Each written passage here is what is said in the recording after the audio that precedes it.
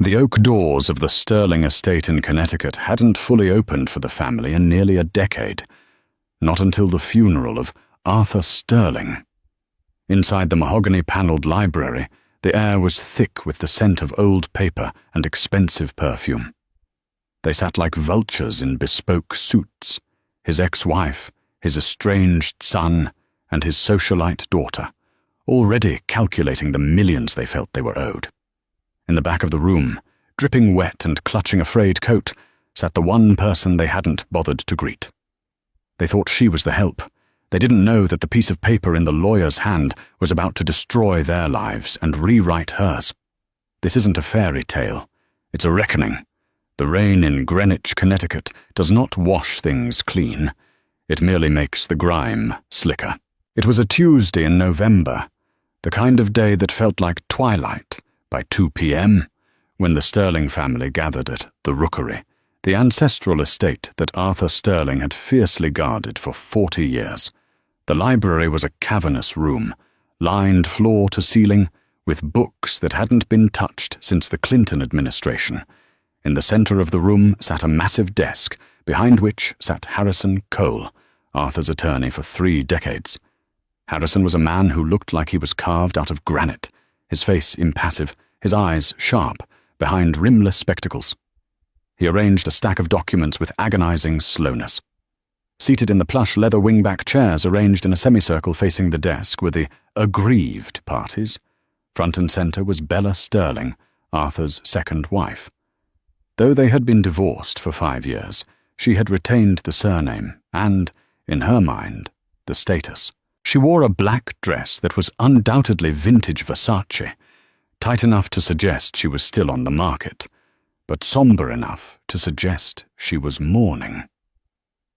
She checked her Cartier watch every 30 seconds, tapping a manicured fingernail against the leather armrest. To her right sat Richard Sterling, Arthur's eldest son. At 34, Richard looked like a tennis pro who had gone to seed. His face was flushed, likely from a bracing drink he'd had in the car before coming in.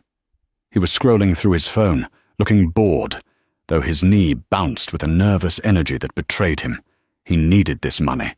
His debts in Las Vegas weren't going to pay themselves. To Bella's left was Tiffany Sterling, the youngest. At 26, Tiffany was an influencer whose primary talent seemed to be spending money she hadn't earned yet. She was currently whispering to her boyfriend, a man named Chad, who wore a suit that was too shiny and shoes that were too pointy. "Can we get on with this?" Richard snapped, shoving his phone into his pocket. "Some of us have flights to catch. Aspen isn't going to wait." Harrison Cole looked up, his gaze sliding over Richard like a teacher looking at a disappointing student. "We are waiting for one more beneficiary, Mr. Sterling." "Who?" Bella scoffed, adjusting her pearl necklace. "The housekeeper?" Arthur probably left her the toaster. "Just mail her a check."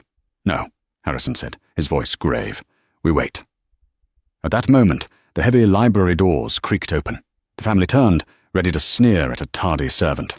A young woman slipped inside. She was soaking wet. Her hair, a mousy brown, was plastered to her forehead. She wore a beige trench coat that had seen better days and muddy boots. She carried a canvas tote bag, not a purse. She looked around the room, her eyes wide and terrified, looking for a place to hide. It was Violet. "Oh, for God's sake!"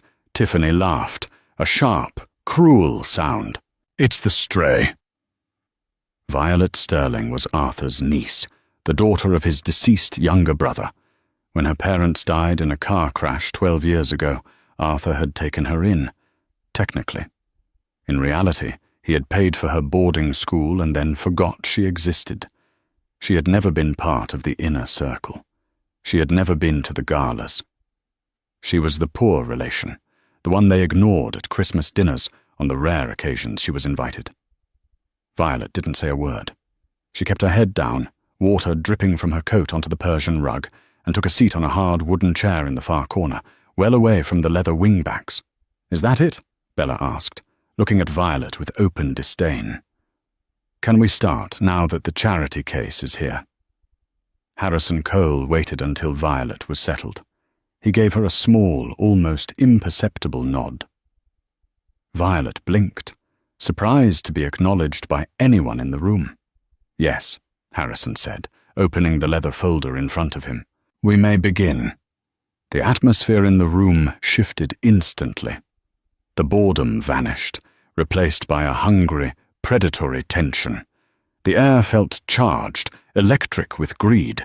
I, Arthur William Sterling, being of sound mind and body, do hereby declare this to be my last will and testament, Harrison read. His voice was a dry baritone, devoid of emotion. To my ex-wife, Bella. Bella straightened up, smoothing her skirt. She had been expecting the house in the Hamptons at the very least. Maybe the liquidity fund.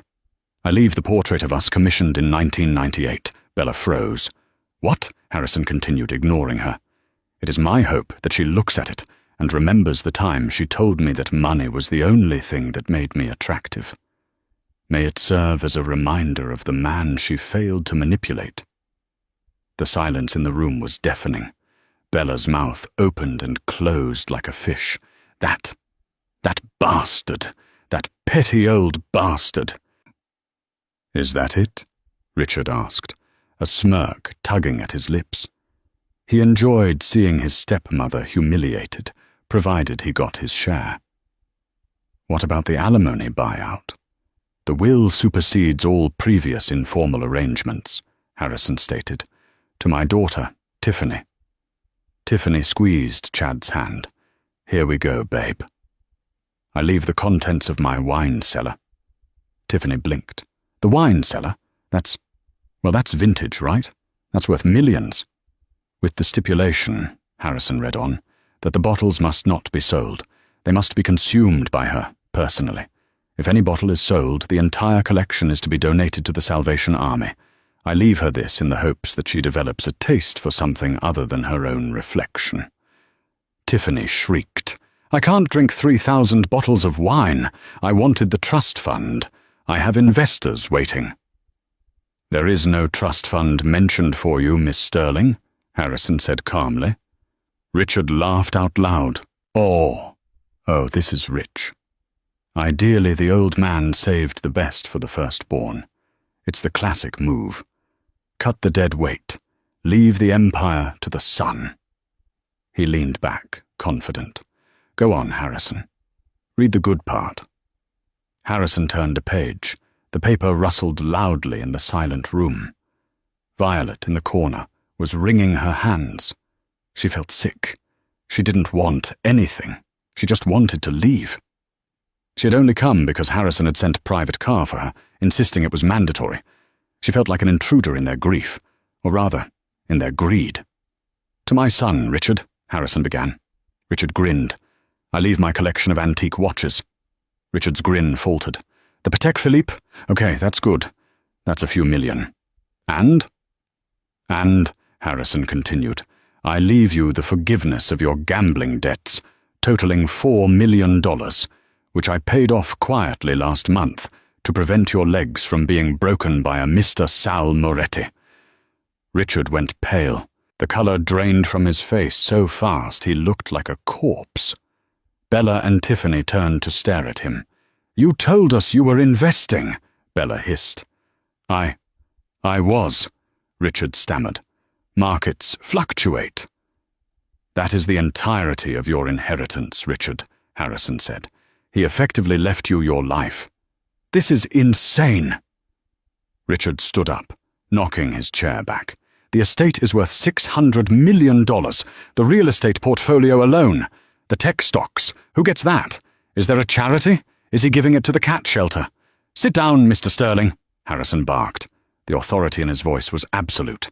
Richard, surprisingly, sat. Harrison took a sip of water. He looked at the three furious faces in front of him, and then his eyes travelled to the back of the room, to the wet, shivering girl in the corner. "There is one beneficiary remaining," Harrison said softly. The room went dead silent. Three heads snapped around to look at Violet. Violet looked up, terrified. "Me?" she whispered. I don't need anything. Uncle Arthur gave me enough when he paid for my college. I'm fine." "Nevertheless," Harrison said, "he left you a letter and the remainder of the estate." "The remainder?" Bella whispered. "What constitutes the remainder?" Harrison looked directly at Bella. "Everything.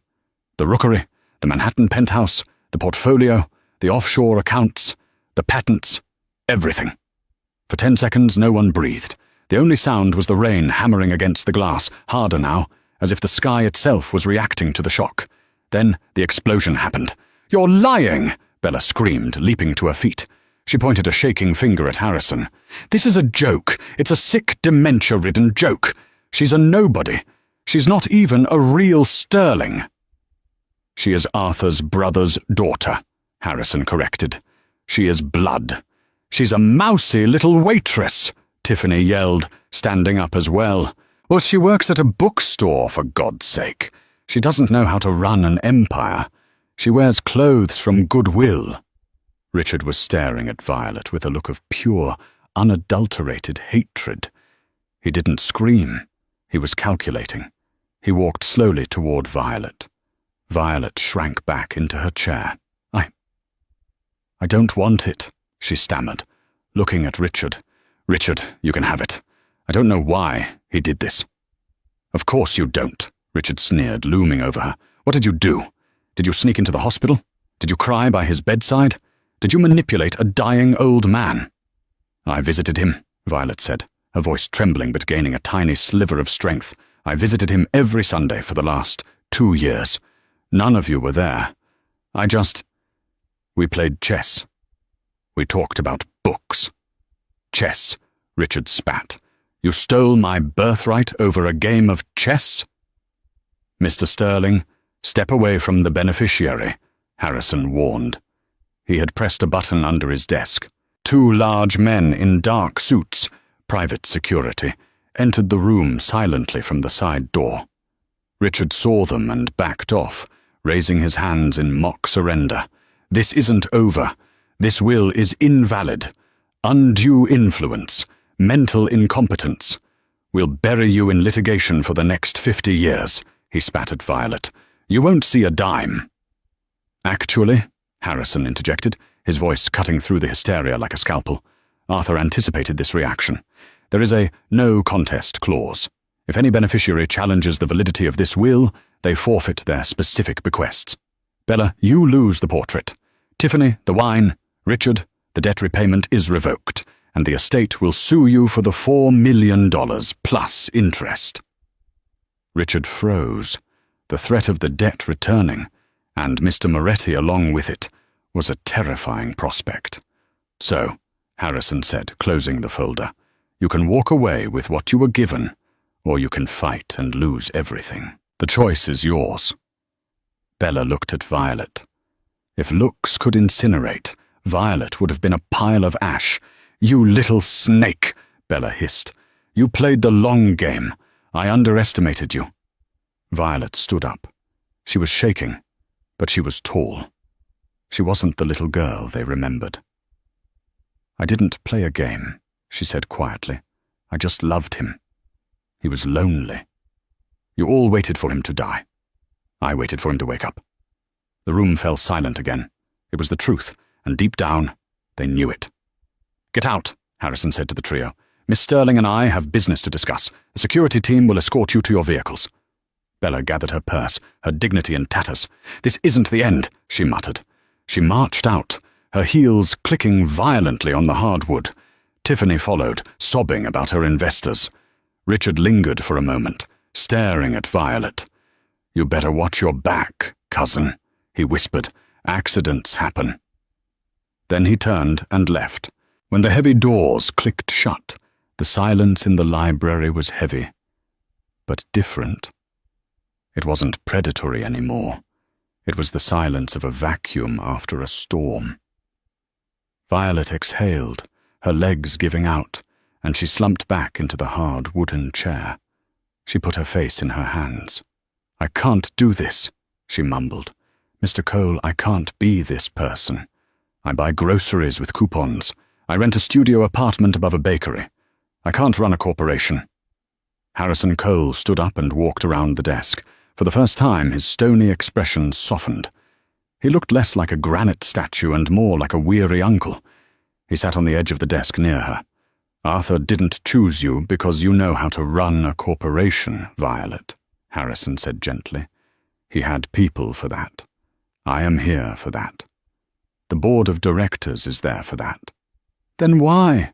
Violet asked, tears streaming down her face. "Why make them hate me? Why put a target on my back?" Harrison reached into his breast pocket and pulled out a thick, cream-colored envelope sealed with red wax. The sterling crest was pressed into it. "He asked me to give you this only after they had left," Harrison said. "He said this would explain everything. He said, it contains the secret he kept for 40 years. Violet took the envelope. Her hands were trembling so badly she could barely hold it. The wax seal felt cold against her skin. "Do I have to read it now?" she asked. "No," Harrison said. "But I suggest you do, because Richard wasn't making an idle threat. They will come for you, Violet. Not with lawsuits, perhaps, but with other things. You need to know who Arthur really was, and what this money really means. It's not just wealth. It's ammunition." Violet looked at the envelope. Written on the front in Arthur's shaky, spider-web handwriting were the words, "To Violet, the only one who saw me." She broke the seal. Inside wasn't just a letter.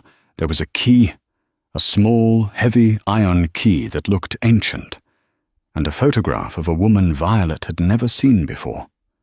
A beautiful woman with dark hair and sad eyes, standing in front of a small cottage that looked nothing like the Sterling estate. Violet unfolded the letter. "My dearest Violet, if you are reading this, the vultures have been fed their scraps and sent away. Good. They never knew me. They only knew the wallet. You are wondering why. You think it is because you visited me, because you were kind. That is part of it. But that is not the whole truth. I did not leave you this money to reward you, Violet. I left you this money to protect you, because the sins of this family are deeper than you know, and you are the only one who can end them. The key in your hand opens the cellar door at the old hunting lodge in Vermont, not the wine cellar, the one beneath it. Go there alone. Trust no one. Not even Harrison." Violet looked up sharply at Harrison. He was watching her with an unreadable expression. "What does it say?" Harrison asked. Violet's heart hammered against her ribs. Trust no one. Not even Harrison. She forced a smile, a skill she had learned after years of being the poor relation. He says he loved me, and that he's sorry for the burden." She slipped the key into her pocket, hiding it in her fist. Harrison studied her for a moment. He was a human lie detector. But Violet's fear was genuine, which masked her deception. "Very well," Harrison said. "We have much paperwork to do. But first, let's get you out of those wet clothes. The mistress of the Sterling estate cannot look like a drowned rat." As Violet stood up, clutching the letter, she realized the drama wasn't ending. It was just beginning. She wasn't just an heiress. She was a keeper of secrets, and she was currently in a room with a man her dead uncle had just told her not to trust. Outside, the thunder cracked, shaking the very foundations of the rookery. The Sterling estate, the rookery, was not a home. It was a museum of cold indifference. That night, after the storm had settled into a steady, depressing drizzle, Violet found herself in the master suite, a room larger than the entire apartment building she lived in. She hadn't slept. She was sitting on the edge of the four-poster bed, still fully dressed in dry clothes a maid had found for her, a cashmere sweater and stiff wool trousers that had belonged to Bella. They smelled of lavender and resentment. Harrison Cole had set up a command center in the library downstairs. He claimed he was handling the press. Apparently, news of the Cinderella inheritance had already leaked to the New York Post. But Violet felt like he was a warden guarding a prisoner. Every time she tried to leave the room, a security guard named Miller, who had a neck as thick as a tree stump, politely asked her if she needed anything, effectively blocking her path. She took the iron key from her pocket and turned it over in her fingers. Trust no one. Not even Harrison. There was a soft knock at the door. Violet shoved the key under her leg. "Come in." Harrison entered. He had changed into a fresh suit. He looked tireless, efficient, and terrifyingly calm. He carried a silver tray with a teapot and a single cup. "Chamomile," he said, setting it down on the nightstand. "It helps with the shock." "I'm not in shock, Mr. Cole," Violet lied. "I'm just processing. Call me Harrison, please. You are my employer now." He sat in the armchair opposite her, crossing his legs. "Violet, about the letter Arthur gave you, I noticed you seemed disturbed by it. As your legal counsel, I should know if there are any liabilities mentioned. Arthur was a brilliant man, but towards the end, his paranoia was significant. He was fishing. He wanted to know what Arthur had said." Violet took a sip of the tea. It was hot, scalding her tongue. "He just talked about my father," she said, keeping her voice steady. "He said he regretted not being there for us. It was personal. Sentimental." Harrison studied her. His eyes were like calm water, hiding jagged rocks beneath. "Sentimental? That doesn't sound like Arthur.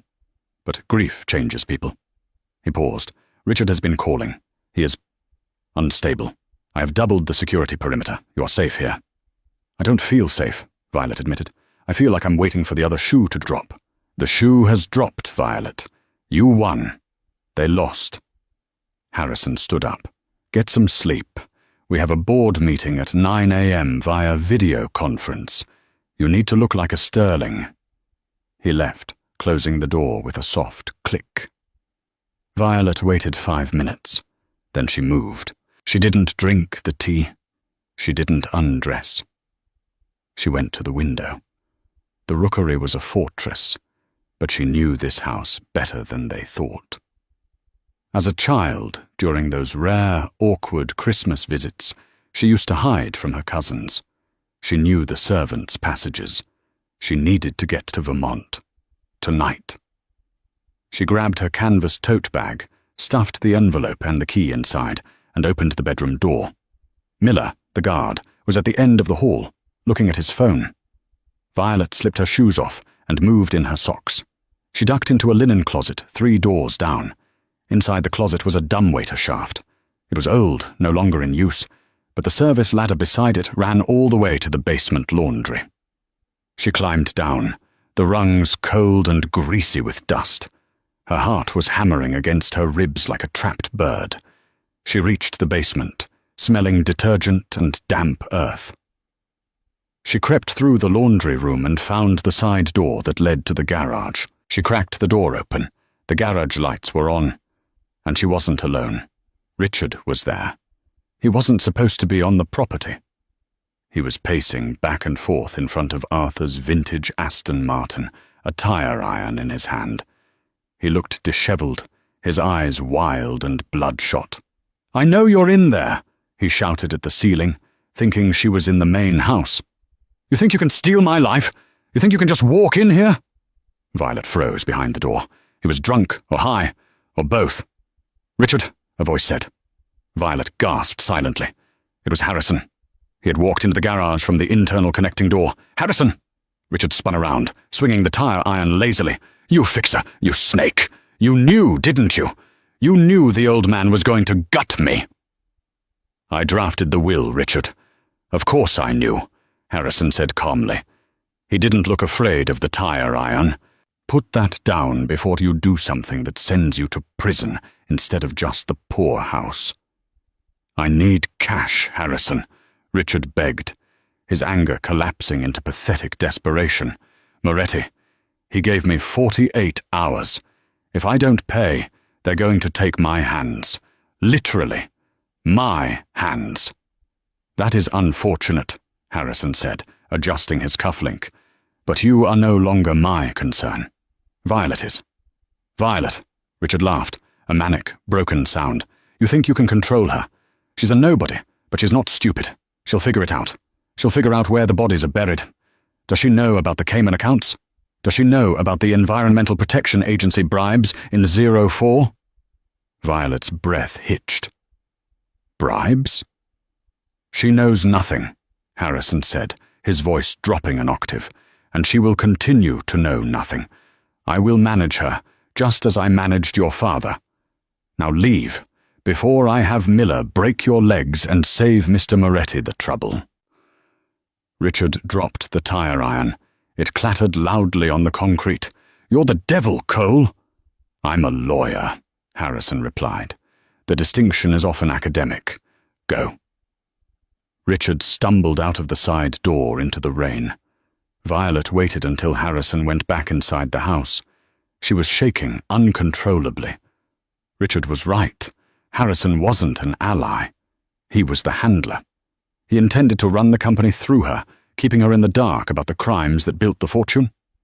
But she had the key. She scanned the garage. The keys to the cars were usually kept in a lockbox on the wall, but she didn't know the code.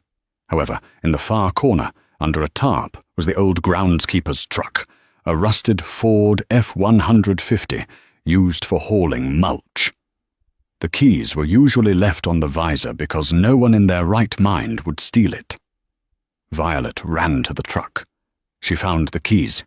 She threw the tarp off, the noise masked by the rain pounding on the metal roof. She climbed in, prayed, and turned the ignition. It sputtered, coughed, and roared to life. She hit the garage door opener on the wall as she reversed. The heavy door began to rise. She saw the internal door to the house fly open. Harrison was there. He saw the truck. His eyes went wide. "Violet, stop!" he yelled. Violet slammed her foot on the gas. The truck peeled out, scraping the side of the garage door frame, sparks flying. She tore down the long driveway, past the shocked security guards at the gate, who weren't expecting a rusted Ford to be fleeing the estate. By the time they radioed Harrison, she was already on the main road, disappearing into the dark, wet night. Destination, Vermont. The drive to Vermont took 5 hours. Violet didn't stop for gas until she was well across state lines. She paid cash. She bought a burner phone at a 24-hour convenience store and a road map, ditching her smartphone in a trash can in Massachusetts. She knew enough from spy movies that they could track the GPS. The adrenaline had worn off, replaced by a cold, gnawing dread. She was driving a stolen truck into the wilderness to find a secret cellar mentioned by a dead man who had admitted to being a criminal. This was insane. She should go to the police. But go to the police with what? My uncle left me a key, and a lawyer is being mean to me.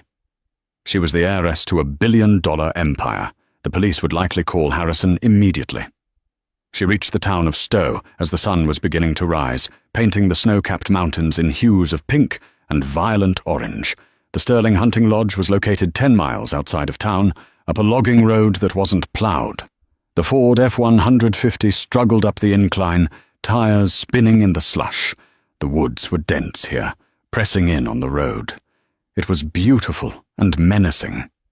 She arrived at the lodge around 7 a.m. It wasn't a cabin. It was a sprawling, timber-frame structure that looked like something out of a Ralph Lauren catalogue, but it was boarded up. It hadn't been used in years. Violet parked the truck and grabbed a heavy flashlight from the glove box. The silence was absolute. No birds, no cars, just the wind whistling through the pines. She walked to the front door, but the letter said the cellar. The entrance would be round the back. She trudged through knee-deep snow to the rear of the house. There, beneath a rotting wooden deck, she found a storm door set into the stone foundation. It was covered in dead vines and rust. She pulled the vines away, her hands numb from the cold. There was a heavy padlock hasp, but no padlock. Just a keyhole built into the door itself. She inserted the iron key Arthur had given her. It didn't turn. "Please," she whispered, her breath misting in the air. "Please." She jiggled it, putting her shoulder against the door. Click. The mechanism groaned, and the door swung inward with a shriek of rusted hinges. A smell wafted out, stale air, mold, and something metallic. Violet clicked on the flashlight and descended the stone steps. The cellar was cold. It was filled with old furniture covered in white sheets, looking like ghosts. But the letter had said the cellar beneath the cellar. She scanned the floor. It was dirt, packed hard. But in the corner, under a stack of old firewood, she saw the outline of a trap door. She spent 10 minutes moving the wood, splintering her fingernails. She heaved the trap door open. A wooden ladder descended into darkness. "Okay, Arthur," she muttered. "This better be good." She climbed down. The room below was small, maybe 10 by 10 feet. It had concrete walls and a single bare light bulb hanging from the ceiling. Violet found a pull string and yanked it. Amazingly, the power was still connected. The bulb flickered to life, casting a sickly yellow light. The room was an office, a bunker. There was a metal desk, a safe, and rows of filing cabinets. The walls were covered in corkboards pinned with newspaper clippings, photos, and maps. Violet walked to the corkboard. Her blood ran cold. The clippings weren't about stocks or bonds. They were obituaries, accident reports. Fire at textile factory claims 5 lives. 1992, union leader missing. 1999, brake failure, blamed for crash on I-95. 2012. She stepped closer to the photo of the crash on I-95. It was a twisted wreck of a blue sedan. It was her parents' car. Violet put a hand over her mouth to stifle a scream. Arthur had this on his wall. Why? She looked at the desk. There was a single red ledger sitting in the center. She opened it. It was a logbook, not of finances, but of cleanups. Date, October 12th, 2012. Incident, the brother problem.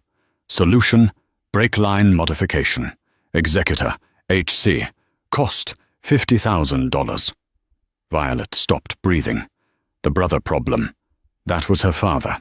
Arthur had considered his own brother a problem. And the solution.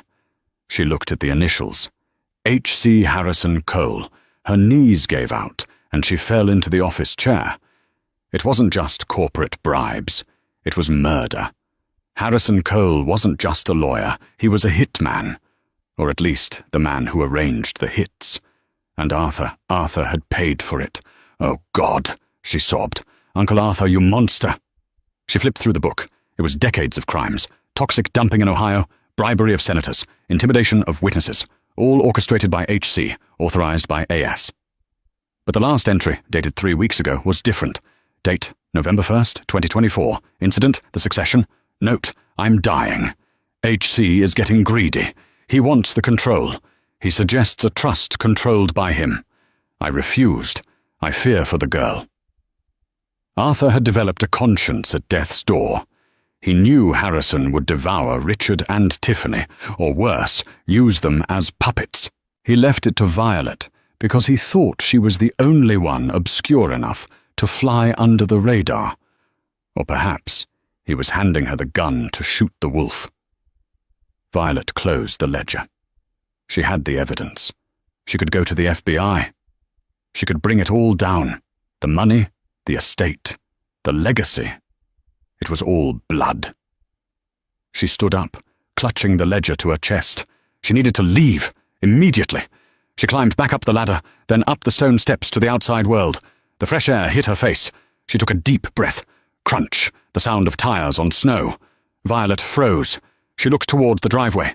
A black SUV, sleek and ominous, was blocking her stolen Ford truck. The engine was running. The driver's door opened. Harrison Cole stepped out. He was wearing a long wool coat and leather gloves. He didn't look angry. He looked disappointed. "I told you, Violet." His voice carried easily across the silent, snowy clearing. "I told you to trust no one. Why didn't you listen?" He began to walk toward her, his steps crunching methodically in the snow. He reached into his coat pocket. Violet backed up, bumping into the side of the lodge. She was trapped. She held the ledger tight. "I know what you did," she screamed, holding up the red book. "I know about my parents.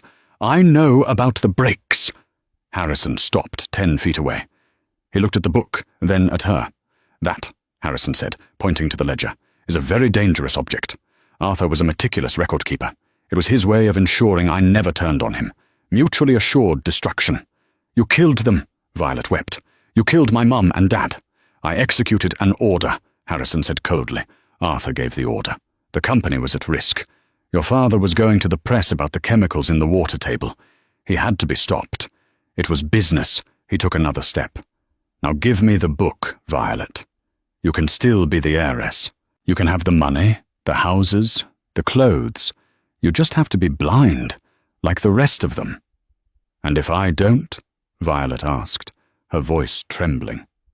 Harrison pulled a gun from his coat pocket. It was small, black, and fitted with a silencer.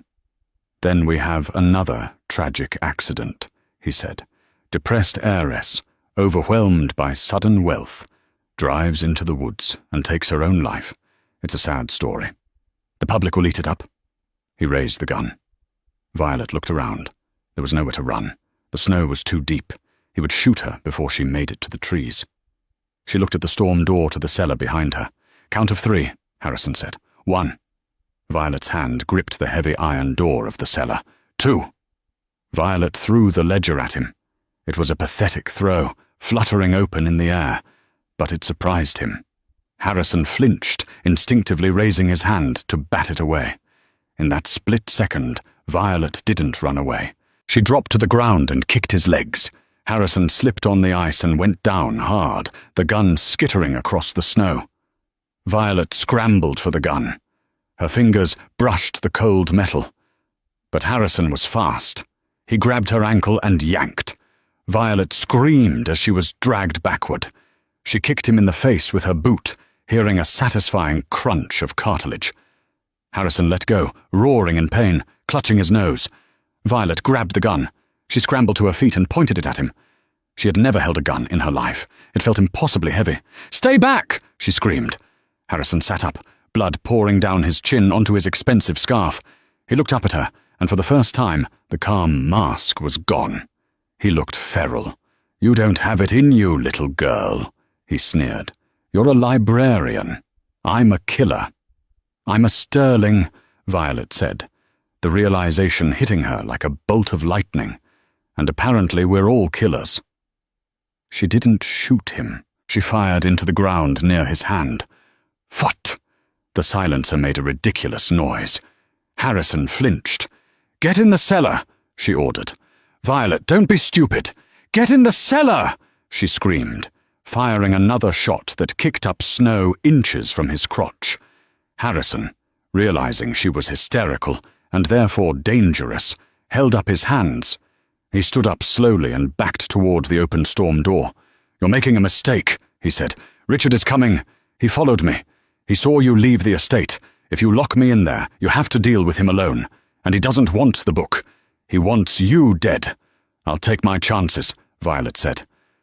Harrison stepped down into the darkness. Violet slammed the heavy iron door shut. She jammed the padlock hasp closed. She looked around for something to secure it. She saw a rusted rebar spike lying near the foundation. She jammed it through the padlock loop. It wouldn't hold forever, but it would hold for now. She stood there, panting, the gun in her hand.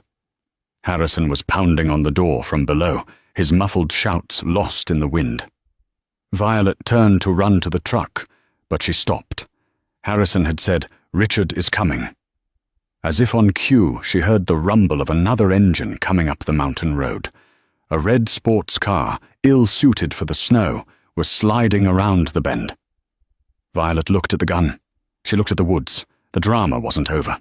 She had trapped the wolf, but the hyena was here. The red Porsche Cayenne slid sideways, slamming into a snowbank just inches from Harrison's black SUV. The engine died with a sputtering cough. Violet scrambled back, putting the corner of the lodge between herself and the driveway. She checked the gun.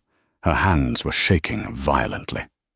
She had locked a man in a cellar, and now her cousin, a man desperate enough to threaten her with a tire iron, was here. The driver's door of the Porsche opened. Richard Sterling fell out more than stepped out. He was wearing a designer ski jacket that cost more than Violet's college tuition. But he looked like a ruin. His face was pale, his eyes manic. He spotted the black SUV immediately. "Harrison!"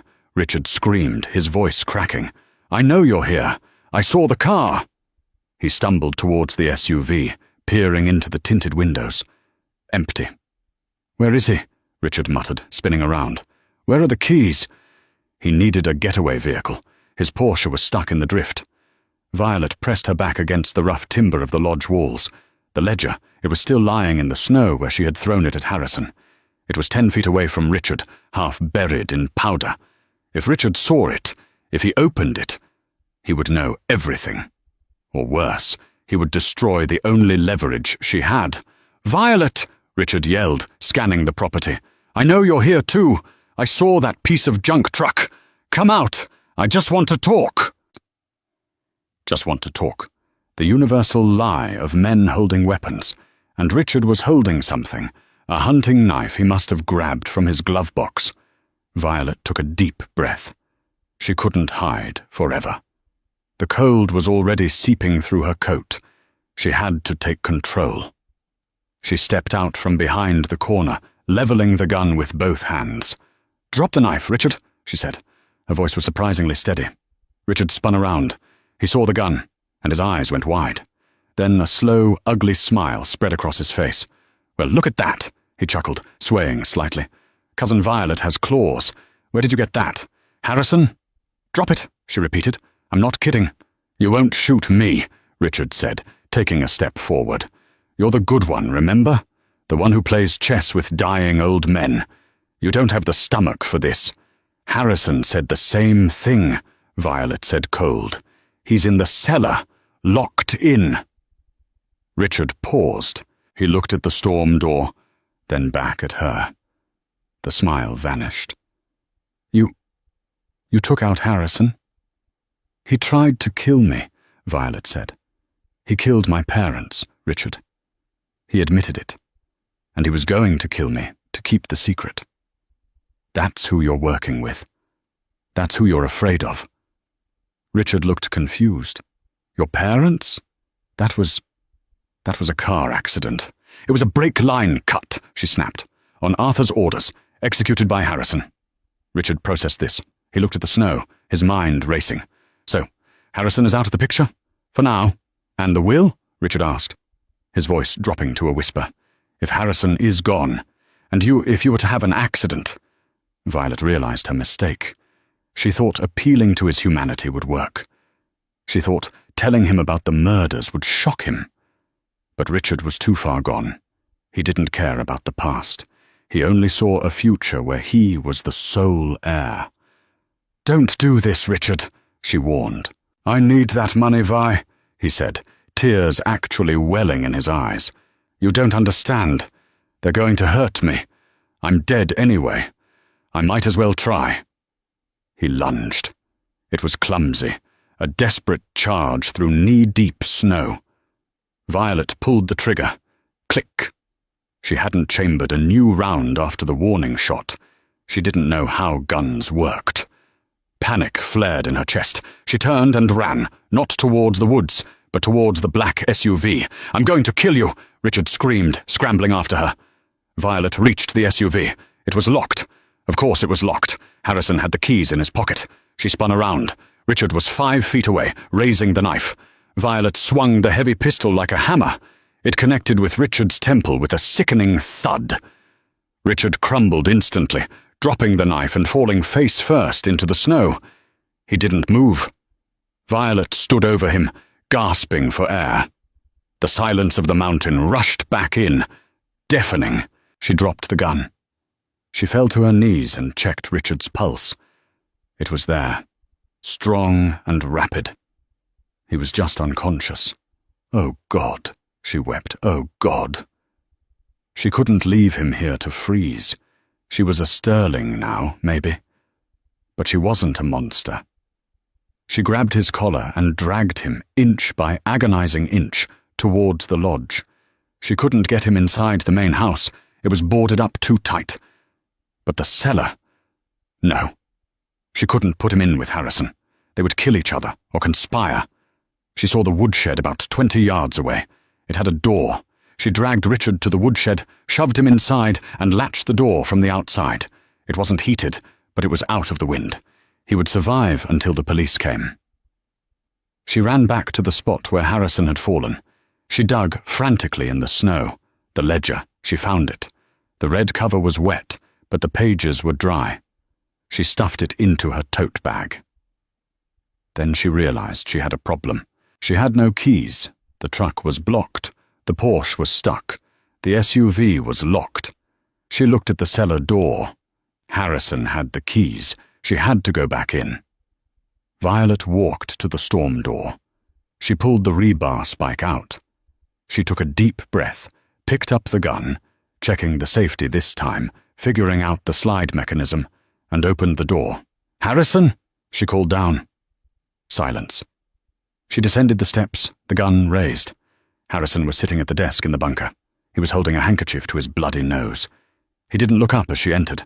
"You have a surprisingly heavy swing, Miss Sterling," he said, his voice nasal and thick. "Throw me your keys," Violet said. "And if I don't, then I leave you here," Violet said. "Richard is outside. I knocked him out. When he wakes up, he'll be very angry. I could just let him in here with you. I wonder who would walk out." Harrison paused. He knew Richard. He knew Richard's desperation. Slowly, Harrison reached into his pocket and tossed the keys onto the dirt floor.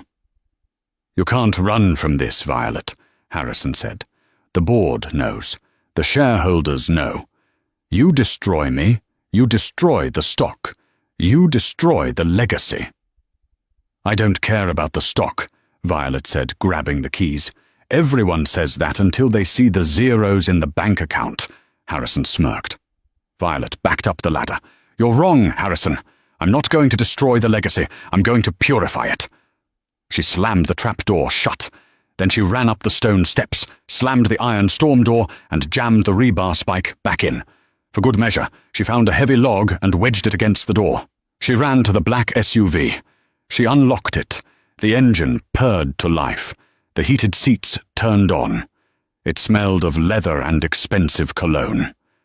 She reversed, carefully navigating around the Porsche and the truck. She didn't look back. As she drove down the mountain road, the sun fully broke over the horizon, blinding and brilliant. She reached for the burner phone she had bought. She didn't call the police. Not yet. She dialed the number of the one person she knew hated Arthur Sterling as much as she did. "Hello?" a groggy voice answered. "Who is this? It's 7 a.m. "Is this Daniel Thorne?" Violet asked. "The journalist from the Times who wrote the exposé on the chemical spill?" "Yeah, who's this?" "My name is Violet Sterling. I have something you've been looking for 20 years. "I'm listening," the voice said, instantly awake. "Meet me in New York, and bring a camera crew." The boardroom of Sterling Industries, perched on the 80th floor above Manhattan, was a fortress of silence. 12 men and women, the architects of a global empire, sat around the mahogany table waiting for the new majority shareholder. They expected a terrified girl they could manipulate. They expected a signature and a quiet exit. The doors swung open. Violet walked in. Gone was the beige trench coat and the trembling posture. She wore a tailored black suit that cost more than her old apartment. Her hair was pulled back in a severe, elegant bun. Behind her walked Daniel Thorne, the investigative journalist, flanked by a camera crew with red recording lights blinking. "Excuse me?" Magnus Vane, the chairman, stood up, his face reddening. "This is a private meeting. Remove the cameras." "Sit down, Magnus," Violet commanded. Her voice wasn't loud, but it possessed a terrifying gravity. She walked to the head of the table, Arthur's empty chair, and remained standing. "You are disrupting business," Vane blustered. "I am the business," Violet said. She reached into her briefcase, pulled out the red ledger, and slammed it onto the table. The sound echoed like a gunshot. "What is that?" "This is the cost of doing business," Violet said. She opened the book. Page 42, the EPA bribery in Ohio. Page 88, the suppression of union organizers in Nevada. I've read every page. I know every name. Half of you are in this book. The other half looked the other way." The room went deathly silent. Vane's face drained of color as he recognized the handwriting. "You can't release that," Vane whispered. "It would destroy the stock. You'd be bankrupting yourself." Violet looked directly into the camera lens. "I have already uploaded digital copies to the FBI, the SEC, and the New York Times. The story went live 5 minutes ago." Pandemonium broke out. Phones buzzed incessantly. "The company will survive," Violet shouted over the noise. "But we are pivoting. We are liquidating the chemical division to pay the families we hurt. We are using the offshore accounts to clean up the mess." "That's not business. That's charity," a board member hissed. "That is the price of your freedom," Violet countered. "You have a choice.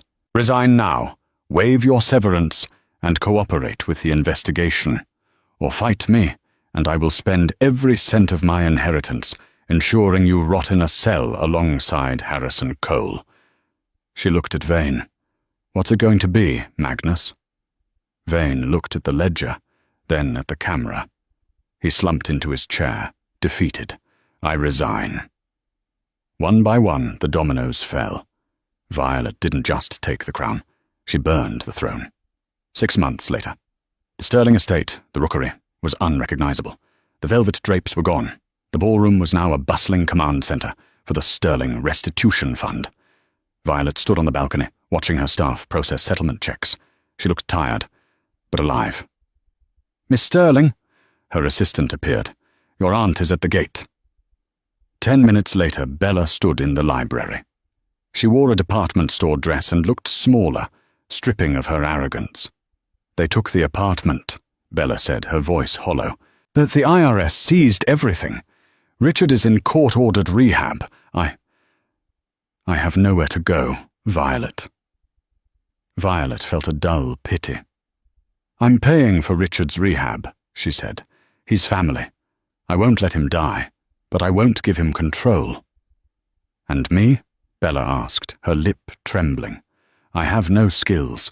I was trained to be a rich man's wife." "There is a position open," Violet said. "We need a coordinator for the food drive, answering phones, organizing logistics. It pays $40,000 a year with benefits." Bella stared at her. "A secretary? Me? Take it or leave it. The free ride is over." Bella hesitated, then nodded, slowly, humbled. "What time do I start?" "Monday at 8 o'clock. Don't be late." Later that afternoon, Violet visited the state penitentiary. She sat behind the glass partition facing Harrison Cole. He had aged 10 years in 6 months, his grey prison uniform stripping him of his power. "You look well," Harrison sneered. "The moral billionaire. The press loves you." "I came to ask you one question," Violet said. "In the snow, why didn't you shoot me? You hesitated." Harrison leaned in, his eyes cold, because for a second you looked just like Arthur. The eyes of a predator. "I thought I could mold you. I thought I could make you like us." "You were wrong," Violet said. "Was I?" Harrison laughed softly. "You destroyed the board. You enslaved your aunt. You jailed your enemies. You call it justice, Violet, but it's power. You're a Sterling. You didn't break the wheel. You just took the driver's seat." Violet stood up, placing her hand on the glass. "Maybe. But the difference is, I know when to stop." She left him there in the silence. Driving back to the city, Violet touched the iron key she still wore around her neck. She hadn't kept the money for luxury. She kept it as ammunition. She had auctioned the wine cellar to fund an art scholarship for Tiffany, giving her cousin a chance to be famous for something good. Violet Sterling never married. She never became a socialite. She became a guardian. The world didn't remember her as the girl who inherited a fortune, but as the woman who cleaned the blood off the money. She had walked into that library as a ghost, but she would die a legend. Violet's story isn't a fairy tale. It's a reckoning. It teaches us that the true test of character isn't what you do when you have nothing, but who you become when you have everything. Violet could have taken the billions and looked away. Instead, she chose the hard road. She chose truth over comfort. And that is the story of Violet Sterling, from the invisible niece in the back of the room to the woman who brought down an empire to save her soul. It's a heavy reminder that sometimes the biggest inheritance isn't the bank account, it's the responsibility to do what's right. Now I have to ask you, if you were in Violet's shoes, standing in the snow with that red ledger, would you have turned it in and lost billions? Or would you have burned the book and kept the cash? It's easy to say we'd be the hero, but $600 million is a lot of temptation. Let me know what you would have done in the comments below. I really want to read your answers. If you enjoyed this story, please hit that like button. It really helps the channel grow. And if you want more stories about secrets, betrayal, and justice, make sure to subscribe and ring the bell. Thanks for watching.